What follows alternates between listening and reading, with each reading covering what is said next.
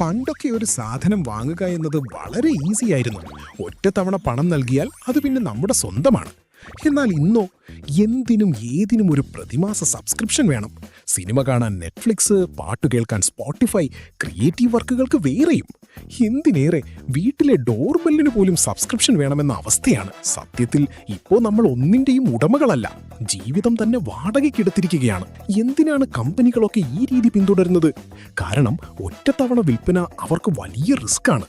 അവിടെ ഒരു തവണ കാശ് കിട്ടിയാൽ അതോടെ തീർന്നു. എന്നാൽ സബ്സ്ക്രിപ്ഷൻ ആകുമ്പോഴോ അവർക്ക് ഉറപ്പായും വീണ്ടും വീണ്ടും പണം കിട്ടിക്കൊണ്ടേയിരിക്കും. കമ്പനികളെ സംബന്ധിച്ചിടത്തോളം അത് വെറുമൊരു വരുമാനമല്ല, നമ്മുടെ മേലുള്ള അവരുടെ ഒരു കൺട്രോളാണ്. മന്ത്ലി ചെറിയൊരു തുകയല്ലേ എന്ന് കരുതി നമ്മൾ അടയ്ക്കുന്ന ഈ പണം എല്ലാം കൂടി കൂട്ടി നോക്കുമ്പോൾ വളരെ വലുതായിരിക്കും.